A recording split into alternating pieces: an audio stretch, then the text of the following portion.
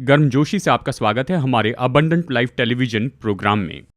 दोस्तों, मैं आपकी ओर से सुनना चाहता हूं। कृपया मेरा ईमेल एड्रेस नोट कीजिए जो अभी स्क्रीन पर दिखाया जा रहा है। कृपया मुझे अपना फीडबैक भेजिए और प्रार्थना निवेदन भी भेजिए। मैं और मेरी प्रेयर टीम हम निश्चय ही आपके लिए प्रार्थना करेंगे और हम आपको उत्तर भी देंगे कि हमने आपके लिए प्रार्थना की है। अभी मेरे संदेश का शीर्षक तो यही है, उद्धार न पाए हुओं का न्याय। उद्धार न पाए ये लोग कौन हैं? उद्धार न पाए वो लोग हैं जिन्होंने यीशु मसीह को स्वीकार नहीं किया है अपने प्रभु और उद्धारक के रूप में, और वो लोग जिन्होंने बपतिस्मा नहीं लिया है। ये तो अविश्वासी हैं। बाइबल में लिखा है, इन अविश्वासियों का न्याय तो 3 भागों में होगा। पहला न्याय तो उनकी मृत्यु के समय में ही होगा, हम इसे देखेंगे। और फिर दूसरा न्याय होगा उस समय 7 साल के क्लेश काल में। और इन उद्धार न पाए हुए लोगों का तीसरा न्याय होगा, यानी महान श्वेत सिंहासन के न्याय के समय में, जैसे कि प्रकाशित वाक्य में लिखा है। तो इसके 3 भाग हैं। तो चलिए पहले भाग को देखते हैं। उद्धार न पाए हुए लोगों का न्याय होता है उनके मृत्यु के समय में ही। और मैं आपके लिए पढ़ रहा हूँ लूका अध्याय 16 से वचन 22 और वचन 23 पढ़ेंगे। और वो धनवान भी मरा और गाढ़ा गया, और अधलोक में उसने पीड़ा में पड़े हुए। देखिए, लूका अध्याय 16 की ये जो घटना बताई गई है, ये धनी मनुष्य और लाजर के बारे में बताती है। उस धनी व्यक्ति ने उद्धार नहीं पाया था, लाजर ने उद्धार पाया था। तो वो धनी व्यक्ति उद्धार पाए बिना कहां पर गया? अपनी मृत्यु के समय में। परमेश्वर का वचन स्पष्ट कहता है कि वो हेड्स में पीड़ा सह रहा था। हेड्स ये तो पहला स्तर है उद्धार न पाए हुओं का, इसके पहले कि वो सच में नरक में डाले जाए परमेश्वर के वचन के अनुसार। धनी व्यक्ति ने उद्धार नहीं पाया था। जिस पल वो मर गया, उसकी आत्मा तो हेड्स में चली गई और उसकी देह तो पृथ्वी पर दफनाई गई। तो हम धनी व्यक्ति की आत्मा को हेड्स में देखते हैं। ये कैसे था? वचन 22 कहता है, वो तो पीड़ा में पड़ा था, मतलब उसे दंड दिया जा रहा था, उसे चोट पहुंचाई जा रही थी, यहां तक कि उसकी आत्मा में बहुत से अलग अलग तरीकों से। ये तो पहला दंड है। और दूसरा दंड देखिए, यहाँ वचन 24 में परमेश्वर का वचन कहता है, उसने पुकार कर कहा, हे पिता अब्राहम, मुझ पर दया करके लाजर को भेज दे ताकि वो अपनी उंगली का सिरा पानी में भिगोकर मेरी जीभ को ठंडी करे, क्योंकि मैं इस ज्वाला में तड़प रहा हूँ। केवल अलग अलग तरह की पीड़ाएं ही नहीं, लेकिन ये तो दूसरा है कि उसे आग में पीड़ा दी गई। वो आग की ज्वाला में था, उसकी आत्मा आग में जल रही थी। यह हम क्या कह रहे हैं? हर एक व्यक्ति जिनका उद्धार नहीं हुआ, जिस पल वो मर जाएंगे तो उनकी आत्मा तो हेड्स में जाएगी, जहां उन्हें बहुत से अलग अलग तरीके से सताया जाएगा, और साथ ही वो आग में तो जलेंगे लेकिन भस्म नहीं होंगे। और ये तो बस चलते रहेगा, हमेशा हमेशा के लिए चलेगा। तो अभी चलिए उद्धार न पाए हुओं के दूसरे न्याय को देखते हैं। दोस्तों, ये होता है उस समय जब 7 साल का क्लेश काल इस पृथ्वी पर आएगा, कलीसिया के रैप्चर के बाद में। चलिए इसे गहराई से देखते हैं। 7 साल का क्लेश काल का समय, इसमें से कुछ तो दानियल की किताब में लिखा है, और इसमें से ज़्यादातर तो प्रकाशित वाक्य में लिखा गया है, अध्याय 16 से अध्याय 19 में। बहुत ही अद्भुत बात है, पूरे विवरण से बताया है, और ज़्यादातर तो इसे सुनने में ही डरावना लगता है। वो छोड़ दीजिए वहाँ पर रहने के बारे में, उस 7 साल के क्लेश काल के समय में। दोस्तों, इन 7 साल के क्लेश काल के समय में 3 मुख्य नकारात्मक एक्टर्स राज करेंगे इस पूरी पृथ्वी के ऊपर और इसमें रहने वाले लोगों पर। और इसमें जो पहला व्यक्ति होगा, संसार का तानाशाह उदय होगा। ये पाया जाता है प्रकाशित वाक्य की पुस्तक अध्याय 6 वचन 1 और 2 में। इस ख्रिस्त विरोधी के और भी 3 अलग नाम हैं। इसे कहा गया है छोटा सिंह, और इसे पशु भी कहा गया है प्रकाशित वाक्य 13:1 में, और उसे कहा गया है वो राजा जो आने वाला है दानियल 9:26 में। अब इस संसार का ये तानाशाह कौन होगा, ये एंटीक्राइस्ट कौन होगा? वो तो सच में एक मनुष्य होगा, एक ऐसा व्यक्ति जिसका शैतान उपयोग करेगा कि वो भयानक दर्द और पीड़ा को लेकर आए लोगों के ऊपर जिन्होंने उद्धार नहीं पाया है, वो उस 7 साल के क्लेश काल के समय में। देखिए, इस 7 साल के क्लेश काल में पहले जो 3.5 साल होंगे वो तो बहुत ज़्यादा शांति का समय होगा और संपन्नता का समय होगा एंटीक्राइस्ट के शासन में। जिनका उद्धार नहीं हुआ है वो उन पर इस तरह से राज करेगा कि वो उनकी इतनी अच्छी देखभाल करेगा, उनकी ज़रूरतें पूरी करेगा, और वहाँ पर तो बहुत ज़्यादा शांति और स्थिरता होगी। और मुझे लगता है कि उस समय के लोग ये सोचेंगे कि शायद ये अच्छा हुआ कि हम पीछे छोड़े गए हैं, लेकिन वो सब बहुत जल्दी खत्म हो जाएगा। देखिए, उस समय क्या होगा, पहले 3.5 साल में शांति और संपन्नता होगी, लेकिन आखिरी 3.5 साल में ये एंटीक्राइस्ट खोला जाएगा और दूसरा स्टेज एक्टर इस 7 साल के क्लेश काल के समय में वो होगा बड़ा अजगर। प्रकाशित वाक्य अध्याय 12 वचन 9। अब देखिए, ये तो असल में शैतान है, वो दुष्ट है, और तीसरा स्टेज एक्टर वो तो झूठा भविष्यवक्ता है, और ये पाया जाता है प्रकाशित वाक्य अध्याय 13 वचन 13 में। अब देखिए, ये तीनों लोग इस महा क्लेश काल के समय में ये पूरी गड़बड़ी लाएंगे, दर्द, पीड़ा और परेशानी और विनाश लाएंगे, केवल लोगों पर ही नहीं लेकिन उनके पास जो है उन सब पर।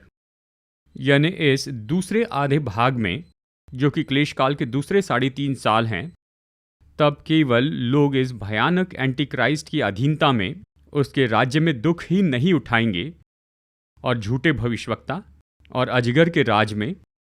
देखिए, उसी समय में स्वयं परमेश्वर लेकर आएंगे 3 बहुत ही पीड़ादायी न्याय को, और ये न्याय तो बताए गए हैं प्रकाशित वाक्य में अध्याय 6 से अध्याय 19 में। पहला न्याय तो 7 मुहरों का न्याय होगा, और फिर दूसरा न्याय 7 तुरहियों का न्याय होगा, और तीसरा 7 कटोरों का न्याय होगा। अब ये तो वो न्याय हैं जो कि खोले जाएंगे परमेश्वर से, मेमने से, प्रभु यीशु मसीह की ओर से, उन सभी पर जिनका उद्धार नहीं हुआ है, जो इस पृथ्वी पर रहेंगे इस 7 साल के क्लेशकाल के समय में। मैं आपको इसके बारे में और भी बताऊंगा। ये 3 तरह के न्याय अगले हफ्ते मैं आपको बताने वाला हूँ। 7 तुरहियों के न्याय के बारे में, और उसके बाद 7 कटोरों के न्याय के बारे में।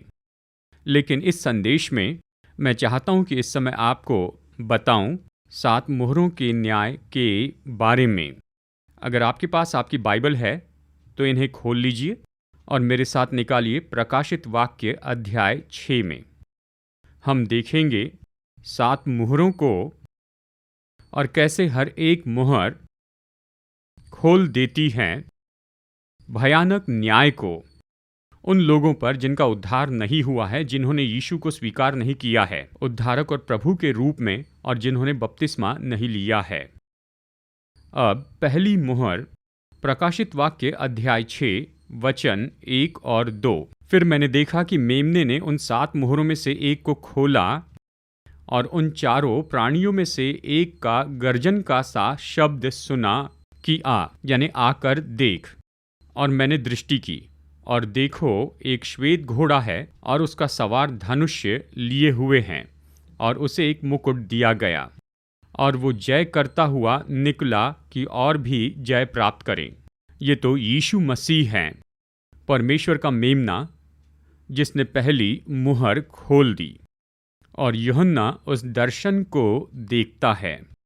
उसने क्या देखा? उसने देखा एक श्वेत घोड़ा, और सच में वही तो एंटी क्राइस्ट है। शैतान उसे एक मुकुट देता है और उसे दिया गया बहुत ही सामर्थी धनुष्य और बाण। और वो क्या करता है? वो जय पाते जाता है देशों के बाद देशों पर, और सभी देशों को अपने नियंत्रण में लेकर आता है। दूसरे शब्दों में, एक ऐसा समय आएगा तब एंटीक्राइस्ट इस पूरे संसार पर नियंत्रण करेगा। ये श्वेत घोड़ा है। तो आइए दूसरी मोहर देखते हैं। प्रकाशित वाक्य अध्याय 6 वचन 3 और 4। और जब उसने दूसरी मुहर खोली तो मैंने दूसरे प्राणी को ये कहते सुना कि आ। फिर एक और घोड़ा निकला जो लाल रंग का था। उसके सवार को ये अधिकार दिया गया कि पृथ्वी पर से मेल उठा ले, ताकि लोग एक दूसरे को वध करें, और उसे एक बड़ी तलवार दी गई। ये लाल घोड़ा तो वो घोड़ा है जब ऐसे भयानक युद्ध तो शुरू हो जाएंगे मानवता के ऊपर, यानी उस 7 साल के क्लेश काल में। और जो शुरू हुआ है छोटे युद्ध के रूप में, ये आगे जाकर ये बदलकर हर्मगेदोन के उस बड़े युद्ध का रूप लेगा, जिसे हम प्रकाशित वाक्य की किताब के अंतिम भाग में देखते हैं। जानते हैं, परमेश्वर का वचन कहता है इतना खून बहाया जाएगा कि खून तो नदी के जैसे बहते जाएगा, और हर जगह पर केवल मृतदेह होगी, और आकाश के गीधड़ आकर उसे खाते जाएंगे। लाल घोड़ा, कल्पना कीजिए, सारे देश तो दागेंगे ऐसे बहुत ही आधुनिक हथियारों को। हर तरह के होंगे, चाहे वो टैंक्स हो, मिसाइल्स हो, या न्यूक्लियर वॉर होगा। कल्पना कीजिए कि उस समय कितना खून बहाया जाएगा। और इसका कारण क्या है? उस लाल घोड़े को ये सामर्थ्य दी गई कि लोगों से शांति दूर कर दे।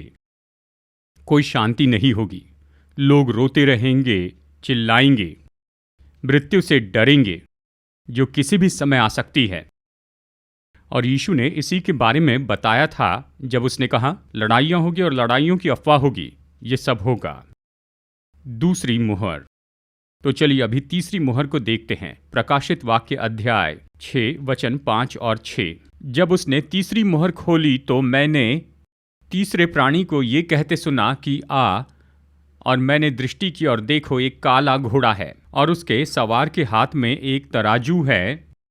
और मैंने उन चारों प्राणियों के बीच में से एक शब्द ये कहते सुना कि दिनार का सेर भर गेहूं, और दिनार का 3 सेर जौ और तेल, और दाखरस की हानि न करना।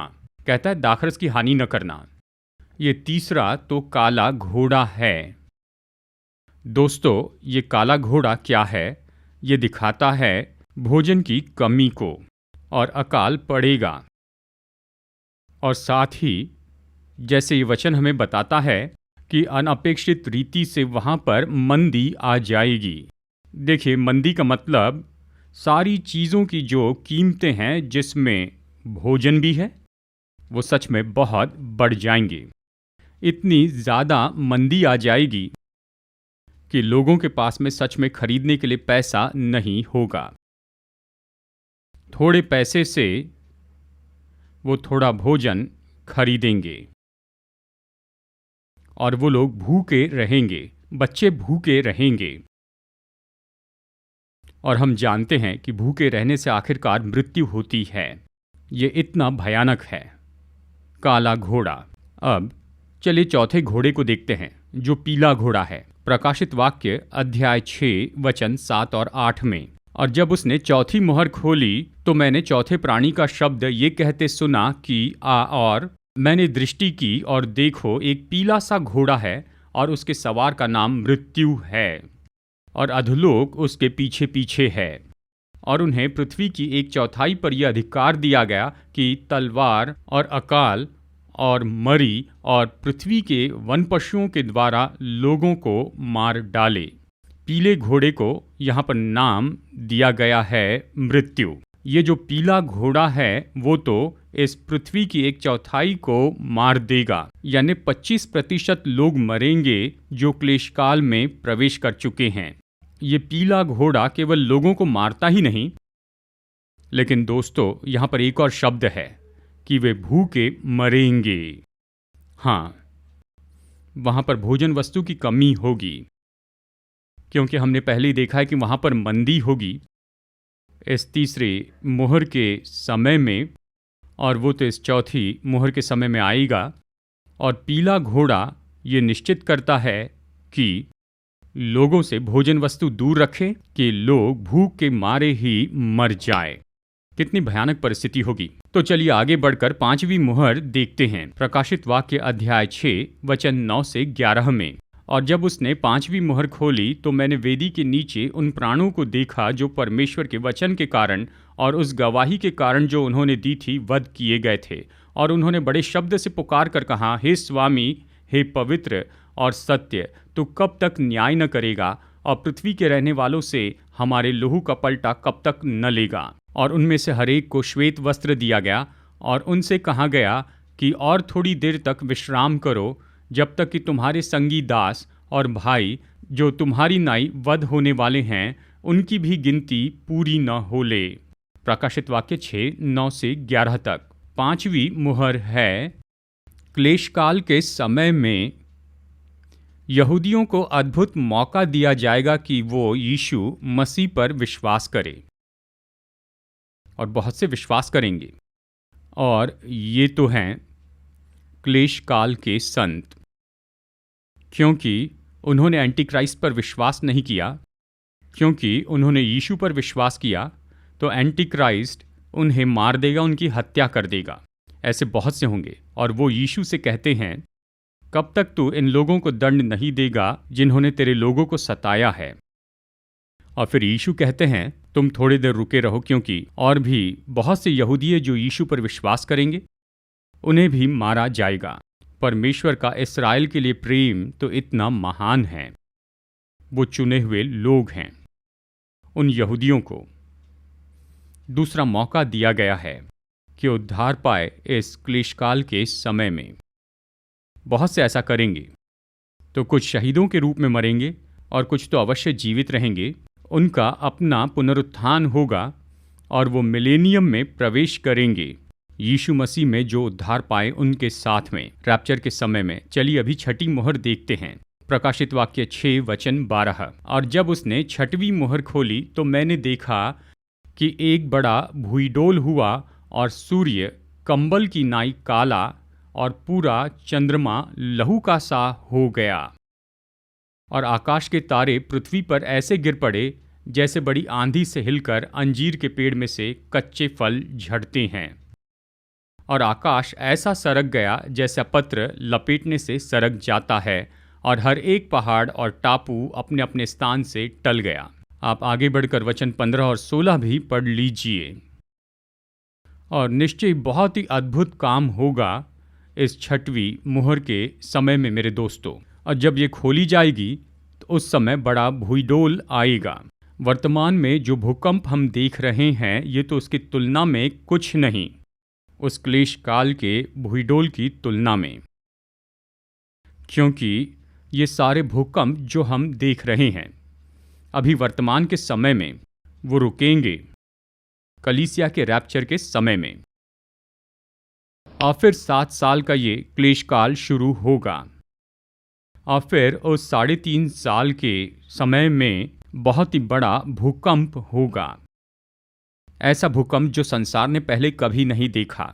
आज भी जब हम 7.8 मैग्नीट्यूड के भूकंप को देखते हैं उसमें हजारों मर जाते हैं। पर कल्पना कीजिए 10 या उससे भी ज़्यादा का भूकंप, तो कुछ बाकी नहीं रहेगा। सूरज काला हो जाएगा। सूरज तो अचानक ही अपने तेज को पूरा खो देगा, अपनी सामर्थ खो देगा, प्रकाश देने की अपनी क्षमता को खो देगा। और फिर क्या होगा? पृथ्वी पर सब कुछ जो है वो जमने लग जाएगा। जब सूरज अंधियारा होगा तो पृथ्वी पर कोई भी साग सब्जी नहीं उगेगी और फिर से इसका परिणाम होगा अकाल और भूखमरी। और फिर चांद लाल हो जाएगा। खैर, मैं तो बहुत कुछ सुन रहा हूं। लाल चांद, लाल चांद, लाल चांद। इस लाल चांद का कुछ भी संबंध नहीं है उस क्लेश काल के चांद से। ये सब खत्म होगा, कलीसिया को उठा लिया जाना होगा, फिर लाल चांद होगा जिसके बारे में बाइबल कहती है, वो अस्तित्व में आ जाएगा। फिर आकाश पत्र के जैसे लपेटा जाएगा, आकाश भी चला जाएगा और हर एक पहाड़ और टापू अपने अपने स्थान से टल जाएगा। यहाँ तक कि महाद्वीप भी वो अपनी जगह से हट जाएंगे, जो अभी मजबूती से है वो अलग अलग तरीके से समुद्र में से बढ़ जाएंगे। कितनी डरावनी बात है। हम छठवीं मोहर यहां पर देख रहे हैं दोस्तों। आइए सातवीं मोहर को देखते हैं। ये दी गई है अध्याय 7 वचन 1 से 9 में। इसके बाद मैंने पृथ्वी के चारों कोनों पर 4 स्वर्गदूत खड़े देखे। वे पृथ्वी की चारों हवाओं को थामे हुए थे ताकि पृथ्वी या समुद्र या किसी पेड़ पर हवा न चले। फिर मैंने एक और स्वर्गदूत को जीवित परमेश्वर की मोहर लिए हुए पूरब से उत्तर की ओर आते देखा। उसने उन चारों स्वर्गदूतों से, जिन्हें पृथ्वी और समुद्र की हानि करने का अधिकार दिया गया था, ऊंचे शब्द से पुकार कर कहा, जब तक हम अपने परमेश्वर के दासों के माथों पर मुहर न लगा दे, तब तक पृथ्वी और समुद्र और पेड़ों को हानि न पहुंचाना। जिन पर मोहरें दी गई, मैंने उनकी गिनती सुनी, अर्थात इस्राएल की संतान के सब गोत्रों में से 1,44,000 पर मोहर दी गई। ये सातवीं मोहर बताती है, यानी 1,44,000 यहूदी विश्वासियों के बारे में जो यीशु पर विश्वास करते हैं और उद्धार पाते हैं क्लेश काल के दूसरे आधे भाग में। इस्राएल के 12 गोत्रों से, हर एक एक गोत्र से 12,000 हजार। शायद हम सही आंकड़ा नहीं जानते, पर यह दर्शाने वाला हो सकता है। लेकिन अगर आप हर एक एक गोत्र में से 12,000 को लें तो ये कुल मिलाकर 1,44,000 होंगे। ये बहुत ही स्पष्ट है, इसे पूरी तरह पढ़े। जानते हैं इन दिनों में, यानी इन 1,44,000 के बारे में बहुत से अलग अलग तरीके से बताया जाता है। लेकिन इसे सुनिए, ये वचन देखिए, बहुत ही सुंदर है। मैंने उससे कहा, हे स्वामी, तू ही जानता है। उसने मुझसे कहा, ये वे हैं जो उस महाक्लेश काल में से निकल कर आए हैं। इन्होंने अपने अपने वस्त्र मेमने के लहू से धोकर श्वेत किए हैं। बहुत स्पष्ट है, वे क्लेश काल में से बाहर आए, उन्होंने उद्धार पाया, वो यीशु के बहुमूल्य लहू से धोए गए हैं और इन 1,44,000 पर मुहर लगाई गई उनके पुनरुत्थान के लिए, और आखिरकार वो मिलेनियम में प्रवेश करेंगे। तो इस समय का संदेश है, पवित्र आत्मा से बहुत ही स्पष्ट है कि हम में से हर एक अपने उद्धार के बारे में निश्चित हो जाएं। ये तो उद्धार का अनुभव है, ऐसा उद्धार जिसके बारे में हम बता सके, इसके बारे में दूसरों को बता सके। और साथ ही अगर हमारे परिवार में ऐसा कोई है जिसका उद्धार नहीं हुआ है, तो ये हमारे लिए समय है कि उनके लिए प्रार्थना करें कि वे भी उद्धार पाए और वो प्रवेश न कर पाएं इस 7 साल के क्लेश काल के भयानक समय में। अब हम लोग जो उद्धार पाए हैं, हमारे लिए प्रभु के वचन में बड़ी शिक्षा है कि हमें अपने रैप्चर के लिए कैसी तैयारी करनी है ताकि इस महाक्लेश काल से हम बच सके। मैं आपके लिए पढ़ रहा हूँ पहला थिस्सलुनीकियों अध्याय 5 वचन 5 से। क्योंकि तुम सब ज्योति की संतान और दिन की संतान हो, हम न रात के हैं और न अंधकार के हैं। पहला थिस्सलुनीकियों अध्याय 5 वचन 8। पर हम जो दिन के हैं, विश्वास और प्रेम की झिलम पहनकर और उद्धार की आशा का टोप पहनकर सावधान रहे। ये जो खास वचन हैं, ये तो हम उद्धार पाए लोगों को तैयारी की बातें बताता है। सबसे पहले देखिए, परमेश्वर का वचन कहता है सावधान रहें। दूसरे शब्दों में, किसी और बात के कारण आपका ध्यान न भटकें। शरीर की अभिलाषा, आंखों की अभिलाषा और जीविका का घमंड, और ना ही इस संसार की चीजों से या ऐसी किसी भी चीज से जो हमारे उद्धार के विरुद्ध में है और जो इस संसार की है। इन ध्यान भटकाने वाली बातों को छोड़ दे। क्यों? केवल जब हम इन ध्यान भटकाने वाली बातों को छोड़ देते हैं, तभी हम यहाँ खुद को अच्छे से देख पाएंगे, हमारी आत्मिक परिस्थिति को, हमारी नैतिक परिस्थिति को। फिर परमेश्वर का वचन कहता है कि विश्वास और प्रेम की झिलम पहन ले। विश्वास मतलब इस संसार में दोस्तों हमें दर्द और दुख तो होते हैं, लेकिन हमें तो मरने तक अपने विश्वास को बनाए रखना है और दर्द और दुखों के कारण अपने विश्वास को छोड़ना नहीं है। और फिर पौलुस बताता है प्रेम की झिलम के बारे में। हाँ, एक दूसरे से प्रेम रखना, यीशु से प्रेम करना, यीशु के जैसे लोगों से प्रेम रखना, यह हमारे उद्धार को साबित करता है। और फिर परमेश्वर का वचन कहता है उद्धार की आशा का टोप पहन ले। मतलब उद्धार का अर्थ है हमारा अनंत जीवन जो रैप्चर से शुरू होता है। दूसरे शब्दों में, इसे ढूंढे, इसके लिए प्रार्थना करें, इसके लिए तैयारी करें।